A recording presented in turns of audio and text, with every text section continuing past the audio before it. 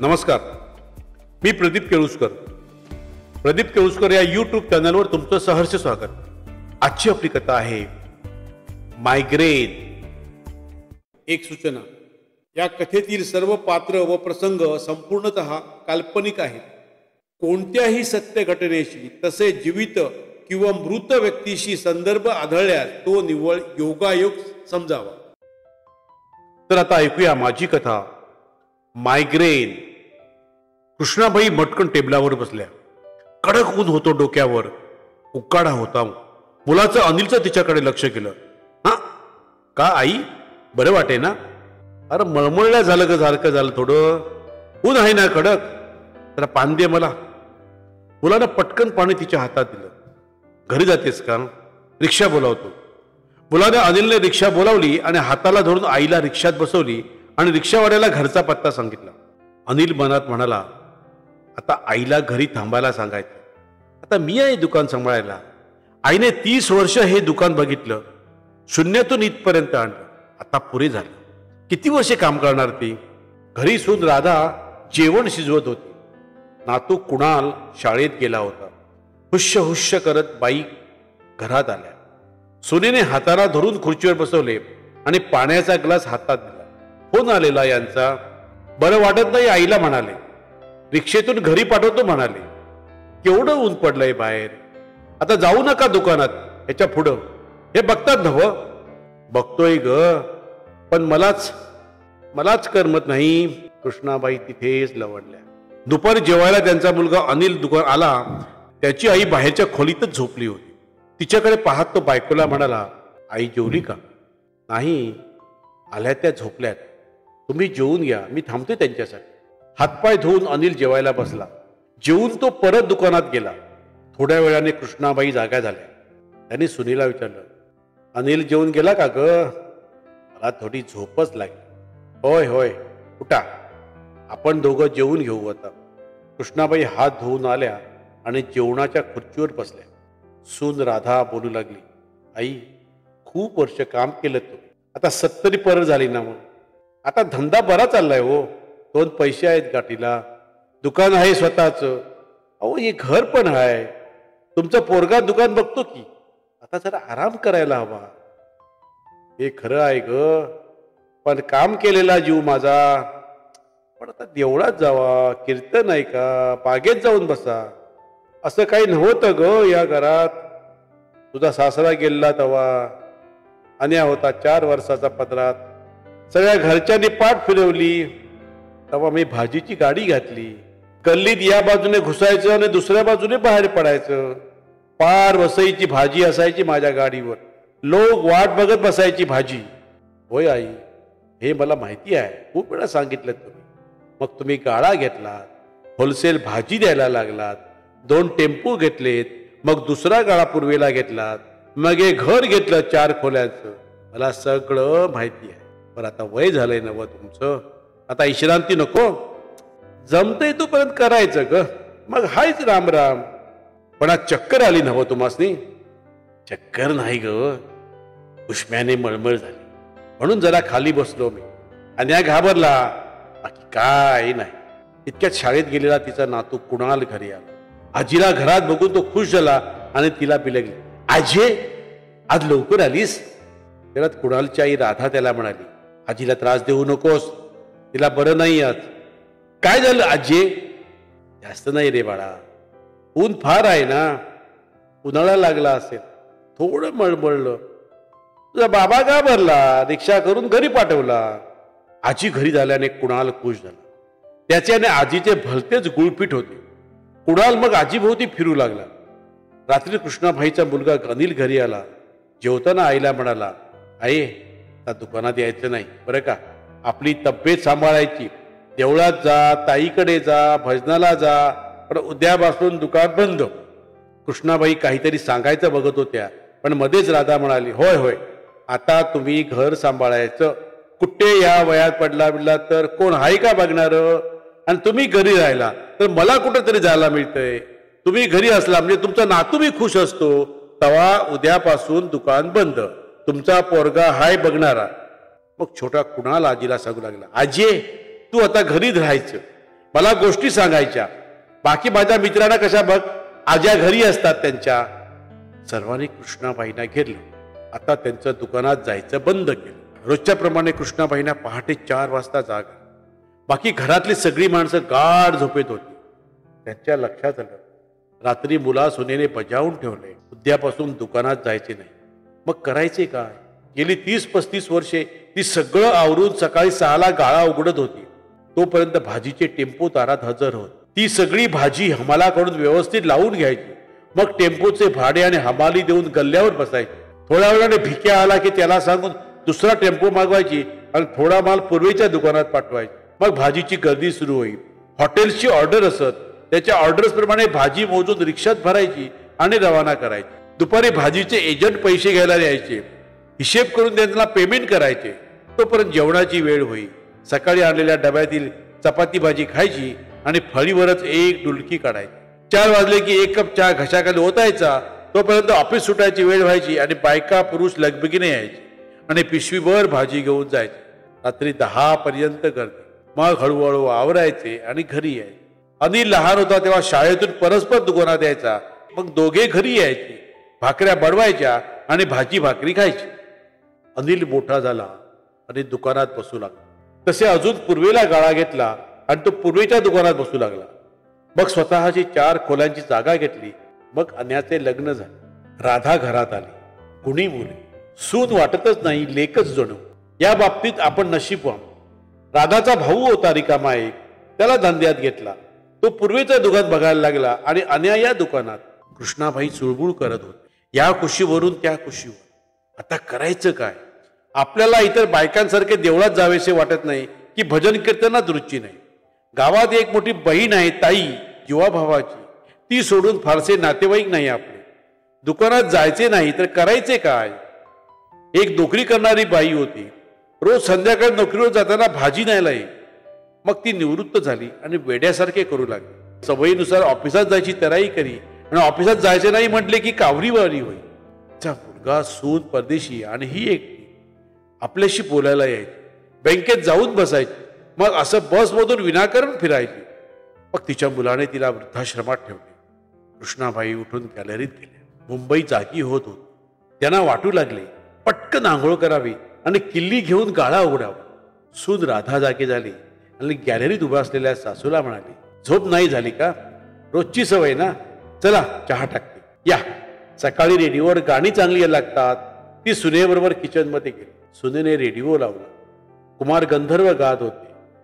पूर्व दिशेला गुलाल उधळत, पूर्व दिशेला गुलाल उधळत, ज्ञानदीप लाविला, ज्ञानदीप लाविला. राधाला वाटते कुमार गंधर्वांची भुपाळी ऐकून सासूला बरे वाटले. पण छे, सासूचे कशातच लक्ष नव्हते. ती सतत घड्याळात पाहत होती. अन्या उठला नाही अजून. किती उशीर. गाळा उघडायला नको. टेम्पो दारात उभे राहणार. त्यांचं भाडं हमाली. राधाच्या लक्षात आले आपला नवरा अजून दुकानात गेला नाही म्हणून सासू बेचैन झाली होती. आता दुकानाची चिंता सोडा. आपलं वय झालंय ना. आता पुढची पिढी काय बी करे ना. असं कसं करा दे. असं कसं. शिस्त नव्ही नको का स्वतःला? 7ला मी दुकान उघडत होते म्हणजे अजून उघडीत, पण तुम्ही जायला देत नाही म्हणून. एवढ्या अनिल बाहेर आला. आये तू चिंता करू नकोस. मी बराबर धंदा करणार. हा मी चाललो, पण आता तू आराम करायचा. चांगलं खायचं प्यायचं. सून आहे नवं करून घालणारी. नोकरीवाली कशी पेन्शन घेत्यात तसा मी तुला पेन्शन देणार. कुठं ते जा फिरायला. अष्टविनायकला जा, शिर्डी, कुठे जाणार बोल. एवढ्यात तिचा नातू कुणाल बाहेर आला आणि आजीला बिलगला. त्याला जवळ घेत ती म्हणाली, मी कुठं जात नाही बघ. नातवाला जवळ घेत म्हणाली, हेच माझं पंढरपूर आणि हीच माझी शिर्डी. मग राधा जेवणाला लागली. अनिल दुकानात जायची तयारी करू लागला आणि कुणाल शाळेच्या. कृष्णाबाई या खोलीतून त्या खोलीत करत होत्या. मुलगा दुकानात, नातू शाळेत आणि नवऱ्याला मदत करायला म्हणून राधा पण दुकानात जायला लागली. जाताना राधेने इडली चटणी करून खायला दिली. दुपारचे जेवण करून ती गेली. दुपारी गॅसवर जेवण गरम करून घ्या असं सांगायला ती विसरली नाही. आपल्याला सून चांगली मिळाली याचे त्यांना समाधान होते. पण आता सून पण दुकानात जाते मग आपल्याशी बोलायला कोण? सकाळी सुनेने टीव्ही चालू करून दिला. 5 मिनिटे त्यांनी एक मालिका पाहिली, पण त्याच्या सासू दुष्ट दाखवत. ती सुनेला ठार मारायचा कट करत होती. शी शी शी शी शी शी असल्या मालिका टीव्हीवर दाखवतात. आपली सून मुलीस आली. त्यांनी टीव्ही बंद केला आणि त्या नातवाची वाट पाहू लागली. दुपारी कुणाल आला तेव्हा त्या खुश झाल्या. आता हाय, मग हरकत. तिने जेवण गरम केलं. नातू आणि ती जेवली. कुणालने तिच्या मित्रांच्या गमती सांगितल्या, त्यामुळे ती खुश झाली. मग जेवण झाल्यावर कुणाल म्हणाला, आजी मी क्लासला जातो, आता 5ला येईल. कुणाल क्लासच्या वया घेऊन बाहेर पडला आणि पुन्हा त्या एकट्या पडल्या. जेवणानंतर थोडी झोप काढावी म्हणून त्या गादीवर पडल्या. 4 वाजता नातू येईल क्लासमधून, त्याला भूक लागेल, काहीतरी त्याच्या आवडीचं खाणे करून द्यावावे म्हणून त्या किचनमध्ये गेल्या. डबे उघडता उघडता त्यांच्या हातात कुरमुऱ्याचा डबा लागला. मग त्यांनी शेंगदाणे शोधून काढले. चिंच मिळाली, शेव होता. त्यांनी चिंचेचं पाणी तयार केलं. कुणाल आला तेव्हा त्यांनी मस्त ओली भेळ खायला दिली. नातू खुश झाला. आजीच्या गळ्यात पडला. 5 वाजले तसा नातू खेळायला गेला. पुन्हा त्या गॅलरीत येऊन उभ्या राहिल्या. त्यांच्या डोळ्यासमोर संध्याकाळच्या ऑफिस सुटल्यावर घरी जाताना भाजी नेणाऱ्या बायका आल्या. सोमणबाई, वर्देबाई, जोशीबाई, मुमताज, साबिरा या सर्वजणी माझी निश्चित आठवण काढणार. त्यांना वाटलं आत्ता उठावे आणि दुकानात जावे, पण त्याच्या डोळ्यासमोर मुलाचा आणि सुनेचा चेहरा आला आणि ते गप्प आधीने औंढा गेले. रात्री सून राधा लवकर घरी आली आणि त्यांनी गरम गरम जेवण बनवले आणि मुलाला आणि त्याच्या आईला वाढवले. मग नवरा गेल्यावर ती दोघे जेवायला बसले. कित्येक दिवसानंतर कृष्णाबाईंनी दिवस आळसात घालवला. असा आराम करायची त्यांना सवयच नव्हती. रात्री त्यांना झोप येईना. या कुशीवरून त्या कुशीवर होताना त्यांना पुढील आयुष्याची काळजी वाटू लागली. सर रिकामं बसायचं, एक दिवस जाता जाईना. पुढे किती आयुष्य आहे कोण जाणे. दुकान सोडून आपले आयुष्य नव्हतेच, तेच आपल्यापासून तुटले. मग खूप उशिरा त्यांना झोप लागली. झोपेत त्या हमालावर खेकसत होत्या. सोमणबाईंना मेथीची भाजी घ्यायचा आग्रह करत होत्या. व्यवस्थित झोप झाली नाहीच, शिवाय रोजच्या सवयीने पहाटे जाग आलीच. त्यांचं डोकं दुखायला लागलं. अर्ध डोकं दुखायला लागलं. दिवसभर कृष्णाबाई बेचैन होत्या. मुलगा, सून, नातू बाहेर पडले. पुन्हा त्या एकट्या झाल्या. त्यांचं अर्ध डोकं दुखत होतं. त्यांनी वेखण उघडलं आणि डोक्याला लावलं, पण काहीच फरक नाही. सून ओरडेल म्हणून त्यांनी नातवासोबत 2 घास खाल्ले आणि त्या पडून राहिल्या. नातू शाळेतून आला आणि पुन्हा क्लासला गेला. परत तो यायच्या आधी त्यांनी कालसारखी भेळ केली. आज त्यांनी त्यात शेव घातले, दही घातले. दही घातलेली भेळ नातवाला खूपच आवडली. तो आजीला म्हणाला, आजी तुझ्यासारखी भेळ कोणी सुद्धा करत नाही. तू पाणीपुरी का करत नाहीस? आपलं दुखणारं डोके दाबत आजी म्हणाली, तुझ्यासाठी पाणीपुरी पण करेन रे बाळा, पण पुऱ्या बाजारातून आणायला लागतील ना व, ते मी आणतो की क्लासमधून, तू मला फक्त पैसे दे. पुन्हा त्या रात्री कृष्णाबाईंना झोप येईल. तळमळत तळमळत त्यांनी रात्र काढली. उशिरा थोडी झोप लागली पटकन, पण त्यांना जाग आली. अर्ध डोकं दुखू लागलं. त्यांना सहन होईल. डोकं कशावर तरी आपटावं असं त्यांना वाटू लागलं. सूर्य उगवेपर्यंत त्यांनी वाट पाहिली आणि त्या सुनेला म्हणाल्या, राधे ए राधे, डोसकं लई दुखतंय ग, काय करू मी? काल येकण काढलं पण कमी नाही. होय काय? मग यांना सांगते डॉक्टरांकडे न्यायला. 11 वाजता अनिल रिक्षा घेऊन आला आणि त्याच्या फॅमिली डॉक्टरकडे घेऊन गेला. डॉक्टरनी कृष्णाबाईंना विचारलं, काय होतंय? अर्ध डोकं दुखतंय, 2 दिवस झाले. डॉक्टरनी त्यांचं ब्लड प्रेशर चेक केलं. गोळी नियमित घेत असल्याने ब्लड प्रेशर नॉर्मल होतं. डॉक्टरनी पल्स रेट पाहिला, ते पण ठीक होतं. पोट पाठ सर्व पाहिली, सर्व ठीक होतं. झोप लागते का? नाही. 2 दिवस झोप ठीक नाही. अर्ध डोकं लई दुखतंय, डोसकं कुठेतरी आपटावं असं वाटतंय. बरं बरं. तुम्हाला मायग्रेनचा त्रास आहे का? मायग्रेन? मायग्रेन म्हणजे काय हो डॉक्टर? मध्येच अनिलने विचारलं. मायग्रेन म्हणजे अर्धशिशी म्हणतात त्याला मराठीत. अर्ध डोकं दुखतं, अर्धी मान दुखते, असह्य वेदना होतात. व्हाय डॉक्टर, माझं डोसकं लई दुखतंय. कशामुळे होता मायग्रेन व डॉक्टर? मायग्रेन हा तसा चिवट आजार आहे. बरा होता होता होत नाही, जाता जाता जात नाही. तर काय असतंय, सर्दी सुकली तरी होतो मायग्रेन, किंवा काळजी चिंता जास्त करणारा सुद्धा होतो मायग्रेन, किंवा मेंदूमध्ये काही प्रॉब्लेम असेल ना, काही गाठी वगैरे, तरी सुद्धा होतो मायग्रेन. आपण बघू. आणि दुखणे थांबण्यासाठी आजीना मी गोळ्या देतो दुखणे थांबण्यासाठी, आणि झोप लागावे रात्रीची एक गोळी देतो. 10 दिवसांनी परत या. कृष्णाबाईंना गोळ्या सुरू झाल्या. झोपेची गोळी घेतल्याने थोडी झोप लागत होती, पण झोप आनंदाची नव्हती. पण डोके दुखायचे थांबतच नव्हते. परंतु त्या नातवासाठी पाणीपुरी किंवा भेळ करत होते. एकदा कुणालने आपल्या मित्रांना घरी आणले. बाईंनी सर्वांना पाणीपुरी दिली. त्याचे मित्र एवढे खुश झाले आणि म्हणाले, आजी उद्या शेवपुरी बनवाल. आजीने सर्वांना शेवपुरी खायला दिली. पोरे जाम खुश. मित्र कुणाला सांगू लागले, तुझ्या आजीसारखी पाणीपुरी शेवपुरी कोणी भैया सुद्धा करू शकणार नाही. आता बोल. कुणाल बेहद्द खुश झाला. कृष्णाबाईचे मायग्रेनचे दुखणे काही कमी होत नव्हते. गोळी घेतली की 2 तास बरे वाटायचे, पण परत सुरू. पुन्हा अनिल आईला डॉक्टरकडे घेऊन गेला. डॉक्टरने न्यूरोफिजिशियन शहा डॉक्टरांना भेटायला सांगितले. अनिल डॉक्टर शहा यांच्याकडे घेऊन गेला. शहा डॉक्टरांनी तपासले, औषधे दिली आणि या गोळ्यांनी पण कमी न वाटल्यास MRI कडून बघूया असा सल्ला दिला. डॉक्टर शहा यांच्या गोळ्या कृष्णाबाईंनी सुरू केल्या. झोपेची गोळी पण सुरू होतीच. बाईंना कळेना एवढी वर्षे कसली गोळी घेत नव्हते, पण आता 5-6 दिवसात हे काय सुरू झालं. डॉक्टर शहा यांच्या गोळ्या घेऊनही त्यांना कमी नव्हते. थोडा वेळ कमी वाटे, पुन्हा डोके दुखू लागले. रोज संध्याकाळी कुणालची मित्रमंडळी येत होती. त्यांच्या नातवाची मित्रमंडळी येत होती. त्यांना त्या भेळ, पाणीपुरी, शेवपुरी करून देत होत्या. मुले खुश होत होती. एक दिवस कुणालचा मित्र अभय म्हणाला, आजी तुम्ही पाणीपुरी शेवपुरी स्टॉल का लावत नाही हो? तुमच्या हाताला चव सुंदर आहे.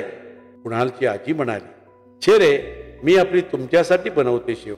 माझा नातू तशी तरी तुम्ही. मुले घरी गेली, पण त्यांचा नातू कुणाल विचार करायला, खरेच आजीच्या हाताला चव आहे. आणि घरी राहून राहून आजी कंटाळली. तो आजीला म्हणाला, आजी आपली जुनी भाजीची गाडी मागे पडून आहे ना, मी ती दुरुस्त करून आणतो. आपण भेळ पाणीपुरीची गाडी सुरू करू. काय आपण करूया भाजीपुरी पाणीपुरीची, फक्त संध्याकाळची करायची 5 ते 8. मी क्लासमधून आल्यानंतर मी खेळायला जाणार नाही, पण आपण सुरू करूया. नको रे बाबा, तुझं आई बाबा काय म्हणाल, त्याने आराम करायला सांगितलंय मला. अगं आई बाबाला कळवायचं नाही, फक्त तुझ्यात आणि माझ्यात. अरे पण माझं आहे मायग्रेनचं दुखणं बाबा. अरे बाबा डोसकं माझं लई दुखतं. शहा डॉक्टर काय म्हणाला होता माहिती आहे ना, हे बघू का नंतर. तो काय करू, मी मागच्या दारची गाडी आधी दुरुस्त करून आणतो. कुणाल त्याची जुनी भाजीची गाडी दुरुस्ती करून गेला. त्याने सायकलवाल्याकडे जाऊन त्यात हवा भरली. सुताऱ्याकडे जाऊन फळी ठेकून घेतली. आजीकडून पैसे घेऊन कुरमुरे, शेव, पुऱ्या, चिंच, शेंगदाणे आधी घेऊन आला. आई बाबांना न कळवता एक दिवस तो गाडी रस्त्यावर घेऊन आला. पार्क समोर एका झाडाखाली त्याने गाडी लावली. घाबरत घाबरत त्याची आजी बाकी सामान घेऊन आली आणि सुरू झाले कुणाल भेळपुरी सेंटर. आजीला वाटवत होते. नातवाने हौस केली, गाडी उभी केली. पण आपली डोकेदुखी, आपला मायग्रेन आपल्याला काही करायला देईल तरी काय. पार्कमध्ये जाणाऱ्या बायकांचा ग्रुप गाडीकडे थांबला. आजी आणि नातू भेळ बनवत आहेत हे पाहून त्यांनी 10 भेळीची ऑर्डर दिली. आजीनी झटपट भेळ बनवली. सर्व बायका खुश झाल्या. मग लहान मुले आली, त्यांनी शेवपुरी सांगितली. आजीनी शेवपुरी करून दिली. 7 वाजेपर्यंत आणलेला माल सर्व संपला. 1200 रुपयाची विक्री झाली. खर्च वजा होता 400 रुपये सुटले. दोघे घरी आले. कृष्णाबाईच्या लक्षात आले, मघापासून डोके दुखायचे थांबले. अगं डोक्याकडे आपले लक्षच गेले नाही. दुसऱ्या दिवशी आजीने नातवाकडे 1500 रुपये दिले. परत सायंकाळी आजी आणि नातू हजर. काल भेळ खाल्लेल्या बायकांनी जाहिरात केली असावी, कारण आज कालच्या बायका आल्यात, पण त्याच्या ओळखीच्या इतर बायका पण आल्या. त्यांनी भेळ खाल्ली, पाणीपुरी घेतली. सतत लोक येत राहिले. रात्री 8 वाजेपर्यंत आजी नातवाने मिळून माल संपवला. आज 3000चा धंदा. आजी खुश, नातू खुश. आजीचे मायग्रेन गेले. झोप गाढ येऊ लागली. अनिलला वाटत असेल अजून आई गोळ्या घेत असेल म्हणून डोकेदुखी थांब. म्हणून त्याने आईला म्हटले, आई डॉक्टरकडे जायला पाहिजे. त्यांनी सांगितलं होतं 15 दिवसानंतर मायग्रेन आहे ना अजून, आणि झोप पण लागत नसेल तुला. आजीने नातवाच्या हातावर टाळी दिली. नातवाने आजीच्या हातावर टाळी दिली आणि म्हणाले, अन्या झोप लागते मस्त, आणि मायग्रेन, अरे मायग्रेन गेला भुर्र. तर मंडळी, कशी वाटली माझी ही कथा? माझे प्रदीप केळुसकर हे YouTube चॅनल सबस्क्राईब करा, बेल आयकॉन दाबा आणि तुमच्या मित्रमंडळीमध्ये शेअर करा. आणि आपल्या खालच्या कमेंट बॉक्समध्ये तुमच्या कमेंट्स अवश्य लिहा. तसेच माझ्या व्हिडिओला लाईक करा आणि शेअर करा. धन्यवाद.